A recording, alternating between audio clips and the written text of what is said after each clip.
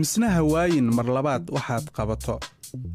Okay, waa suurtagal inay ballantaasi adag tahay in la fuliyo, laakiinse shaqaalaha ka shaqeeya maktabadda ummadda ee St. Paul intii awoodooda ah waxay isku taxallujiyaan in ay ka shaqeeyaan sidii ay arrintaasi suurtagal u noqon lahayd. haddii aad tahay qof hadda baranaya sida wax loo akhriyo ama aad taqaan xarfaha alifba'da akhrintooda iyo isticmaalkoodaba, maktabadda ummadda ee St. Paul waxay haysaa barnaamijyo iyo cashiro bilaash ah oo loogu talagalay carruurta, welibana farxad gelinaya soona jiidanaya carruurta.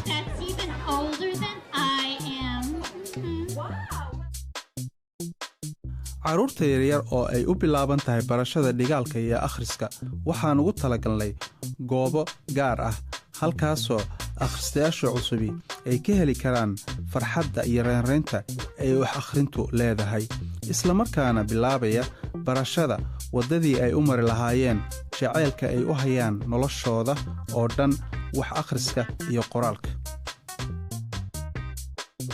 muddada uu sanad dugsiyeedku socdo, xarumaha caawinta shaqo guri ee maktabadda St. Paul waa ay furan yihiin. sidaa awgeed, haddii aad tahay arday ama aad tahay waalid dhalay ilmo u baahan in laga caawiyo cashirka iskuulka laga soo siiyo, xarunta shaqo guri waa lacag la'aan, adinka ayaana laydinku talagalay.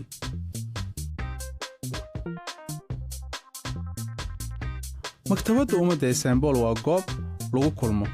haddaba laanta ku taala xaafadaada waa meel aad adiga iyo saaxiibadaaba ku kulmi kartaan, kadibna aad ku dheeli kartaan cayaaro sida tusaale ahaan cayaarta dance revolution, ama waxaad qaadan kartaa casharo ah dheesha qoobka ciyaarka hip hop. waxaa jira casharo gaar ah ee maktabadda laga helo sida barashada dharfalkinta ama tolidda, barashada durbaantumidda, ama barashada ku hadalka af kale ama luqad kale.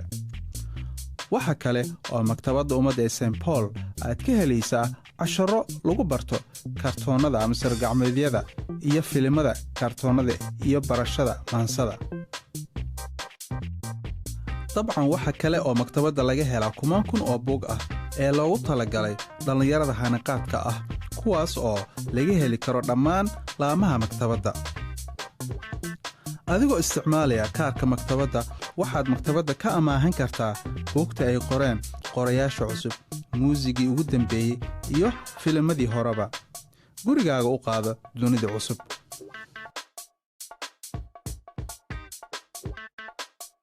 maktabadda waxaad ka helaysaa kaarka booqashada madxafka.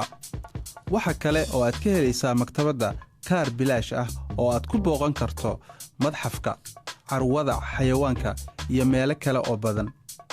waxaa sidoo kale jira baasaboorka dheesha ama kaarka dheesha ee maktabadda laga helo oo isna lacag la'aan u ah qoyska oo dhan, ayna ku geli karaan madxafka carruurta. si aad u hesho waxaas oo dhan, waxaad u baahan tahay in aad leedahay kaarka maktabadda oo bilaash ah.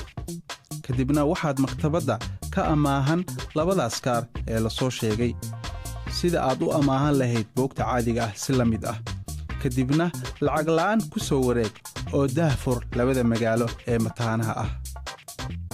haddaad dugsi sare dhigato oo aad qorshaynayso in aad jaamacadda bilowdo, maktabadda ummadda ee St. Paul waxaad ka helaysaa warbixinno iyo ilo warbixinno ah ee adiga iyo qoyskaagaba idinka caawinaya in aad go'aan ka gaartaan jaamacadda aad xulanaysaan. haddii aad rabto inaad qaadato shahaadada dugsiga sare ee GED, laakiin aad islamarkaana u baahan tahay wakhti aad wax ku akhrisato kuna barato cashirada, waxaad ku samayn kartaa maktabadda ummadda ee St. Paul. waxaad maktabadda ka helaysaa material kaa caawiya GED-ga iyo imtixaano aad isku tijaabin karto. da' kasta oo aad jirto, wax weliba oo aad xiisaynayso, mar walba waxaa maktabadda laga helayaa wax aad qabato ama aad samayso. maktabadda ummadda ee St. Paul Public Library Ya kulucha My place to start. waa goobta aan ka bilaabayo my place to start.